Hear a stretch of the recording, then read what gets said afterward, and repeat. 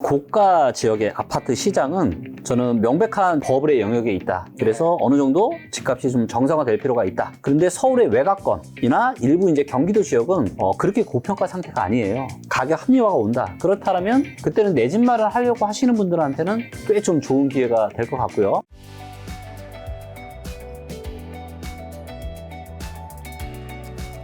지금 그러면 거래량이라든가 호가, 실거래가 지표 등 다양한 지표인데 가장 주목해야 될 데이터나 신호는 뭘까요? 세상의 모든 건 다 확률이잖아요. 네. 저도 이제 확률적으로 생각을 하고 있는데, 저는 이제 얼마 전에도 환율이 한 1,300원, 60원이나 60원 밑으로 떨어져서 저는 그때 추가 매수를 저는 했거든요.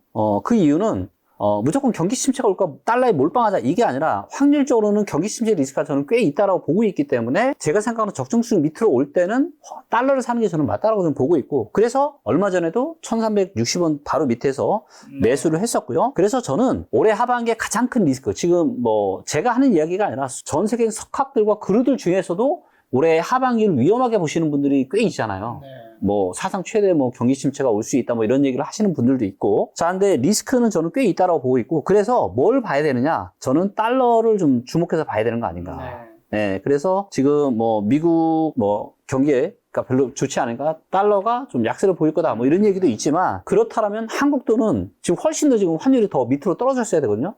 1,300원 초반 정도는 떨어져야 되는데 여전히 지금은 1,380원 정도 할 거예요. 네. 그래서 저는 올해 하반기에 부동산 시장을 판단할 때 가장 주목해서 봐야 될 저는 신호를 저는 원달러 환율이라고 저는 판단하고 있습니다.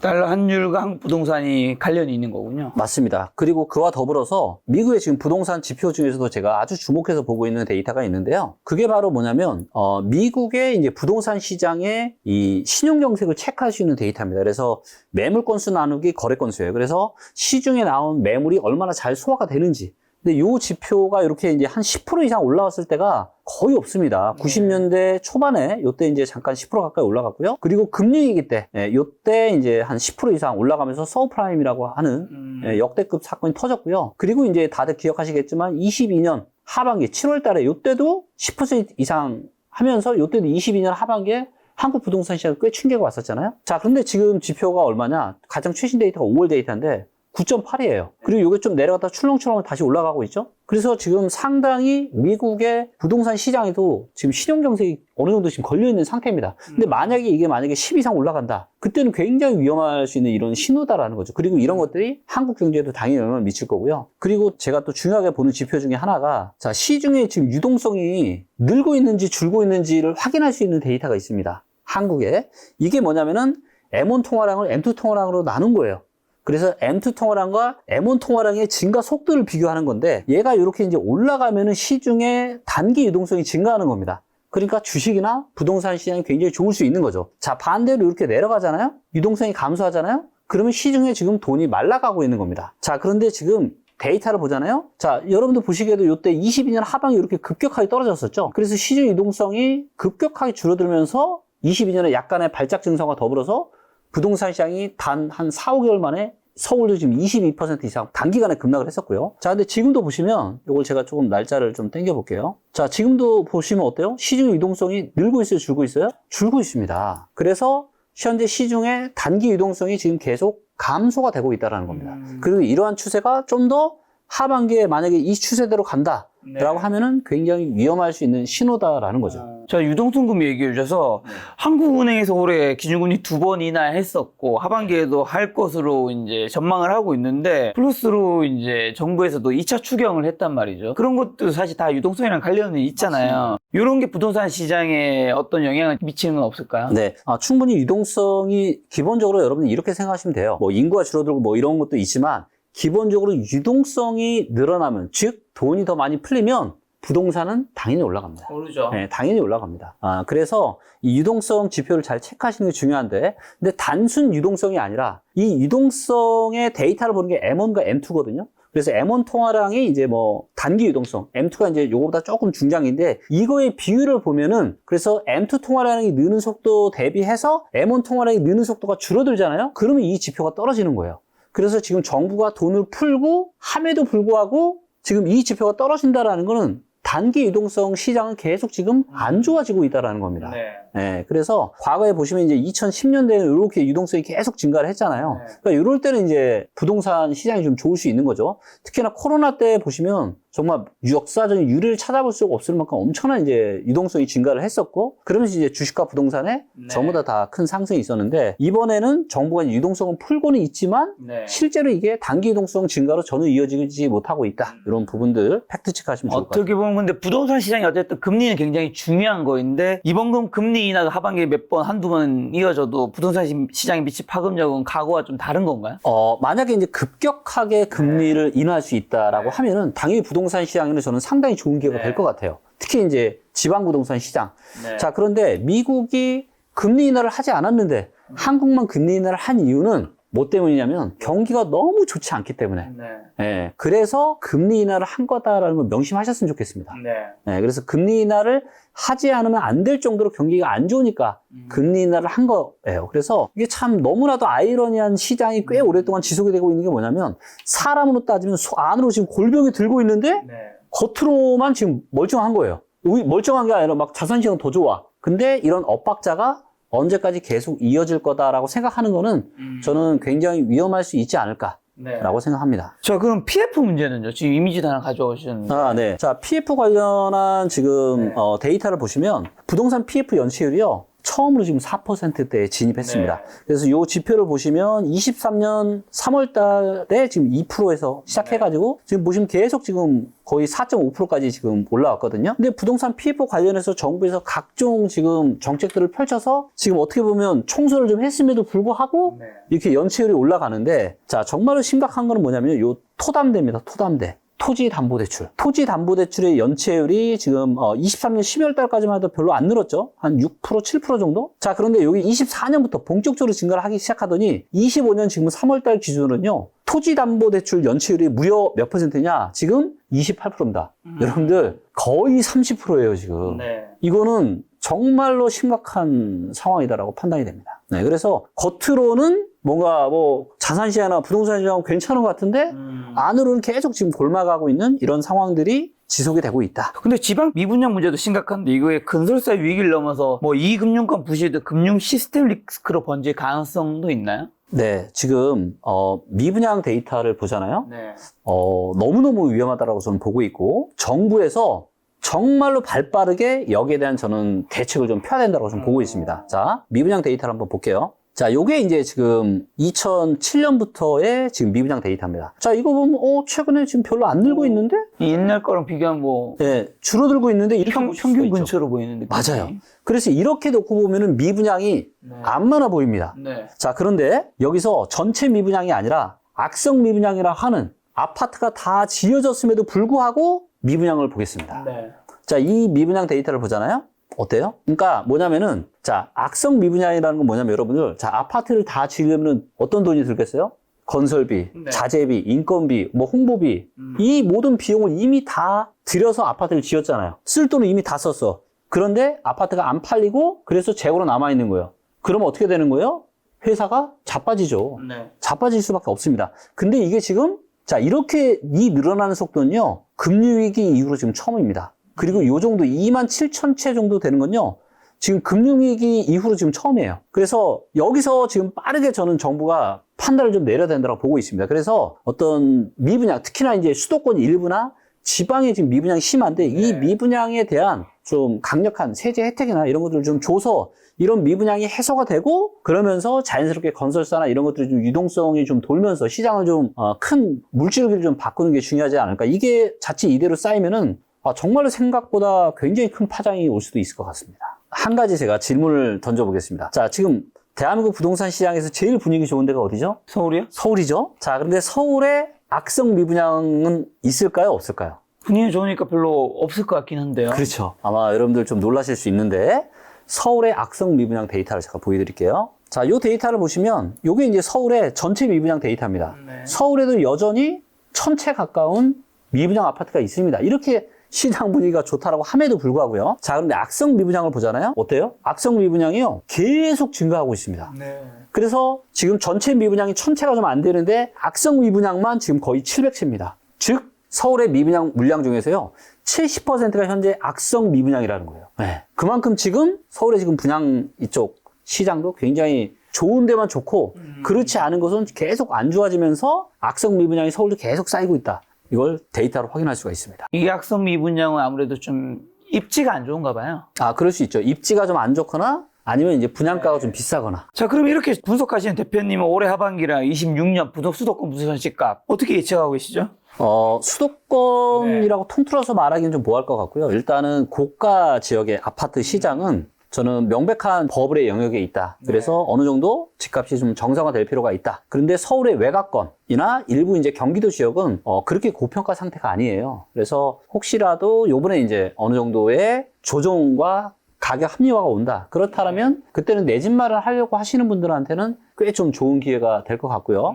그리고 지방 같은 경우, 그리고 경기도 일부 같은 경우는 뭐 이미 지금부터 아니면 올해 말 특히 내년 정도에는 가능한 한 꼭 내 집 마련을 하시는 게 좀 좋지 않을까라고 판단합니다. 저 그럼 내 집 마련을 이제 올해 말이나 내년 정도에 경기도나 서울 외곽에 비싸지 않은 곳은 마련해도 좋다고 하셨는데 내 집 마련할 때 좀 고려해야 할 점이나 지표, 내 집 마련 타이밍 그래도 뭘 좀 고민해야 될까요? 다 맞출 수는 없지만. 다 맞출 수는 없지만은 일단은 뭐 가격이 어느 정도 고평가인지 저평가인지를 좀 판단해야 될 것 같고요. 자, 이제 많은 분들이 이제 너무나도 많은 아파트가 있고 이거를 어떻게 내가 분석을 해야 될지 잘 모르실 수 있잖아요. 자, 강남 쪽으로 가보도록 하겠습니다. 자, 여기에서 반포자이 아파트를 한번 가볼게요. 좋습니다. 네, 반포자이 아파트를 가서 여기서 이제 투자 체크를 누르면 저희가 이전에는 그냥 지표만 보여드렸었는데 이제는 이제 챗 GPT가 이렇게 이제 요약을 하는 내용들이 다 있어요. 그래서 여기 보시면 지금 3개월 뒤에 지금 가격이 어떻게 될지 이런 것들은 저희가 이제 단기 모델을 통해 가지고 이제 만든 거고 요거는 이제 꽤 정확성이 높은 것 같아요. 그래서 3개월 뒤에 요게 이제 한 48억 6천까지는 올라갈 수 있다. 그리고 이제 요게 저희가 AI 모델로 추세 추정으로 만든 게 있고 종합 평가로 만든 게 있습니다. 그래서 추세 추정으로 만든 걸로 봤을 때는 한 57억까지는 올라갈 수 있지만 종합 평가로 봤을 때는 이제 43억 정도까지 떨어질 수도 있다. 그래서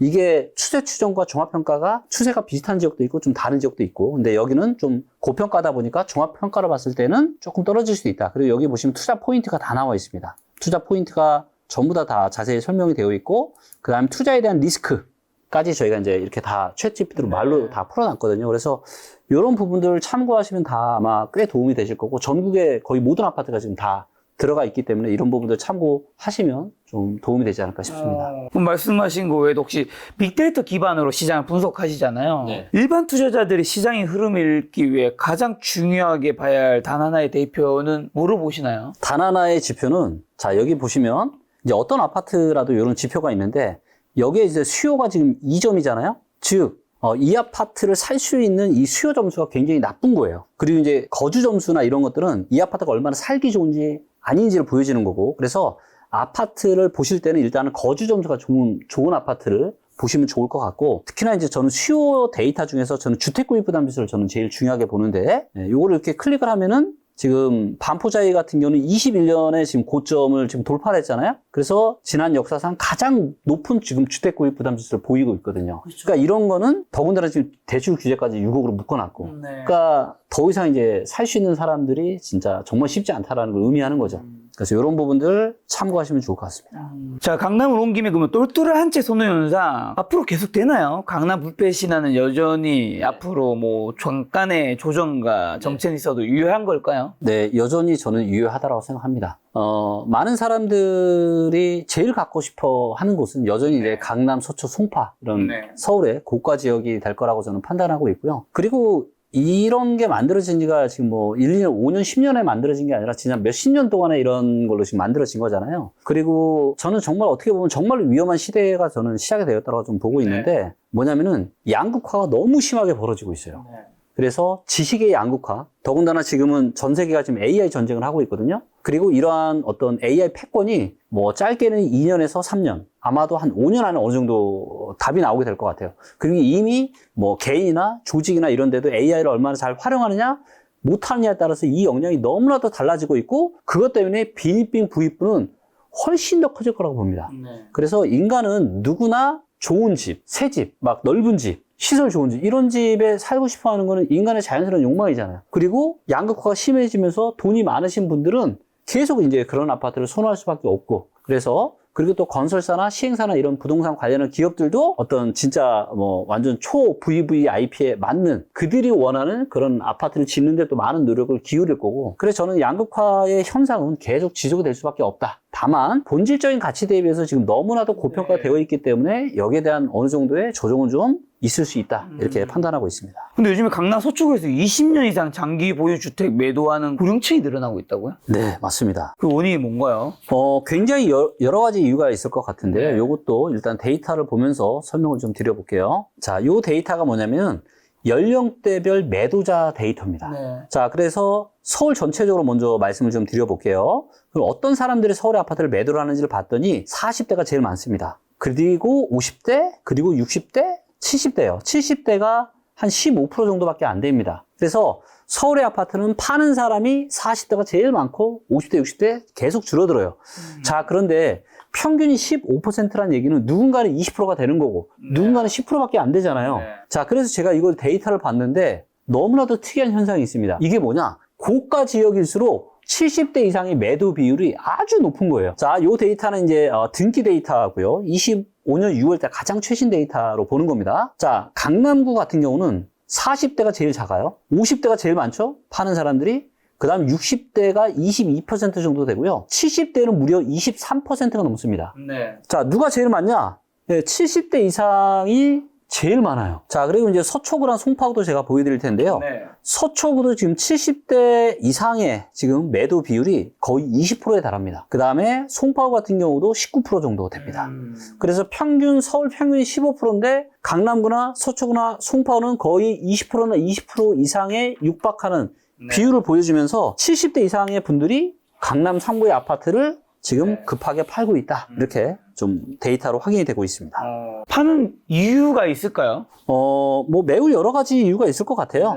제가 그 이유 찾아보니까 뭐 상해합의 마련과 자녀 증여 문제를 동시에 해결하는 고령층의 주택 매도라는 의견도 있던데 네. 맞나요? 근데 그거는 네. 사실 강남 3구뿐만 아니라 다른 지역도 다 해당이 되는 거잖아요. 근데 강남 3구의 이런 아파트를 보유하시는 70대 이상의 분들은 어떻게 보면 자산이 굉장히 많으신 분들이시고 좀 고수라고 좀 볼 수도 있을 것 같은데, 이분들이 최근에 이렇게 매도를 하고 있다라는 거는 또 이제 이런 게 있을 것 같아요. 자녀 입장에서는 이제 아파트 값이 너무 올라갔으니까. 네. 그렇죠? 그러니까 보유자 입장에서는 이 정도 올라갔으면은 더 이상 올라가긴 쉽지 않을 것 같다. 근데 나이도 70대 이상이 어느 정도 있다 보니까 자녀들한테 증여도 해야 되고, 네. 그리고 무엇보다 뭘 해야 되냐? 내 노후 생활을 해야 되잖아요. 그런데 아파트 하나 있어요. 어떻게 노후 생활합니까? 못하죠. 제 주변 지인분들 중에서도 그런 분들이 있으시고요. 자, 그래서 한 30억, 40억, 50억짜리 아파트를 팔아서 나는 뭐 한 10억이나 15억짜리 아파트에 매매를 하거나 뭐 전세를 하거나 들어가고 일부 돈을 가지고 자녀한테 조금 증여도 해주고 내 노후 생활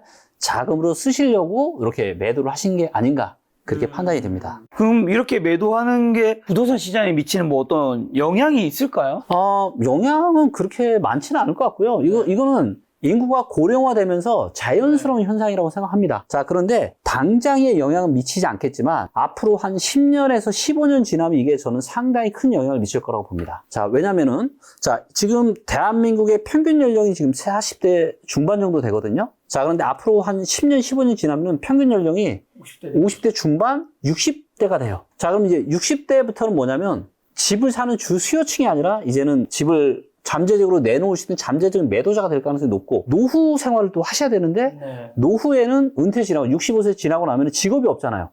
그러니까 결국에는 내가 주택을 팔아서 내가 노후 자금의 일부로 써야 되는 이런 상황들이 펼쳐지게 될 건데, 그래서 이런 현상은 이제 초입이라고 좀 보시면 될 것 같고, 이런 현상이 시간이 지나면 지날수록 저는 훨씬 더 많아질 거다라고 좀 보고 있습니다. 그나마 지금은 좀 이게 뭐 큰 영향을 미치진 않겠지만 나중에 저는 한 10년, 짧게는 10년, 길게는 15년 정도 봤을 때 그때 되면 이제 세대수도 줄어들게 될 거고요. 그 다음에 대한민국 평균 연령은 지금보다 훨씬 더 높아서 잠재적인 이런 매수자보다는 매도자가 훨씬 더 많아지는 상황이 될 거고, 그렇게 됐을 경우에는 대한민국 부동산 시장에도 상당한 좀 여파가 있지 않을까, 그렇게 판단합니다. 그럼 국내 고령자의 자산의 80% 이상이 부동산에 묶여있는 현실에서 이런 어떻게 보면 생계형 매도가 앞으로 부동산 시장의 주요 공급원으로 또 자리 잡게 되는 건가요? 네, 저는 그렇게 될 가능성을 상당히 높게 보고 있습니다. 네. 그래서 지금은 이게 비중이 그렇게 높진 않지만 시간이 지나면 지날수록 저는 이제 고령층의 이런 부동산 매도가 계속 시장의 대세로 자리를 잡아나가지 않겠나 이렇게 좀 보고 있습니다. 근데 이게 6월 데이터잖아요. 네. 6월에 서초구, 성파구, 이제 여기 서울 전체구, 강남구인데 네. 예를 들면 이제 어쨌든 서울 전체에 비해서 강남구나 서초, 성파구가 고연령대에 파는 비율이 더 높다는 건데. 맞습니다. 근데 이게 두 가지가 좀 중요한 게 예를 들면 과거 여기 데이터와 비교했을 때 같은 강남구 안에서 예전과 비교했을 때 늘어난 건지랑 이것도 보여드릴게요. 네. 그리고 한 가지 더 질문드리면 플러스로 사실 생각해보면 당연히 이제 나이가 있으신 분들이 자산이 더 많을 확률이 높잖아요. 그럼요. 그리고 그 자산이 많은 사람이 당연히 강남구, 서초, 성파구에 있을 확률이 높잖아요. 맞습니다. 그게 그래서 그분들이 파는 게 어떻게 보면 저기서는 정상적인 데이터이지 않을까? 맞습니다. 저도 그렇게도 생각합니다. 자, 그럼 실제 데이터를 보면서 한번 설명을 좀 드려볼게요. 자, 요게 지금 서울의 매도자 데이터입니다. 그리고, 자, 그래서 요게 지금 70대 이상인데, 네. 보시는 것처럼 이제 이렇게 쭉쭉 올라오더니, 네. 이제 매도하는 비율 자체가 굉장히 높은 것을 확인할 수가 있습니다. 네. 실제로 과거와 비교해서도 더 많이 팔고 있다. 맞습니다. 집값이 많이 올라서 파는 것도 있을까요? 그런 것도 있는 것 같아요. 그리고 이제 뭐가 있냐면은, 그러니까 강남 빼놓고 사실 별로 오른 데가 별로 없잖아요. 네, 이거 팔고. 네. 그러니까 얘를 팔아서 내 주거비 플러스 내 생활비가 되는 지역이 네. 사실 강남 상구 말고는 별로 없다 보니까 또 요런 또 이유가 있는 것 같습니다. 그럼 이런 보유 부동산이 현금화하려는 이제 고령 인구가 늘고 집을 살 청년 인구는 줄어든 인구 구조의 변화가 뭐 앞으로도 계속될 것 같은데 지금부터 한 10년 이후 2035년부터 부동산 시장의 판도를 좀 바꾸는 게 되는 걸까요? 단기적인 영향을 덜 미치겠지만. 네, 저는 그래서 앞으로 대한민국 부동산 시장은 2035년 지나면은 지금과는 너무나도 다른 부동산 시장이 펼쳐질 거라고 생각합니다. 특히 세대수가 감소하고 평균 연령이 이제 60세가 넘어선다. 60세 근처나 60세가 넘어선다. 그때 부동산 시장은 지금과는 확연하게 다를 것 같습니다. 자, 그런데 여기에는 또 너무나도 많은 변수들이 있어요. 그래서 중장기적인 사실 미래를 예상한다는 굉장히 조심스럽긴 한데요. 근데 지금의 여러 가지 이런 AI와 어떤 그 다음에 이런 의학기술의 발달로 인해서 또 이상기후 문제로 인해서 전 세계의 어떤 이런 상황들이 굉장히 급변할 수 있는 이런 상황이라고 저는 보고 있거든요. 그래서 이 모든 것들이 기후 문제나 AI 문제나 뭐 여러 가지 이런 것들이 저는 한 짧게는 5년, 길어도 10년 안은 다 이게 어느 정도 큰 방향성이 다 결정이 될 거라고 봐요. 그래서 그때 가서 좀 판단하는 게 맞지 않나. 예를 들면 긍정적으로만 보자라면 지금은요 이미 이제 뭐 다 거의 다 개발이 완료가 됐지만 그냥 먹으면 신체 나이가 뭐 10살, 20살 이렇게 젊어지는 그런 약들이 다 개발이 되어 있어요.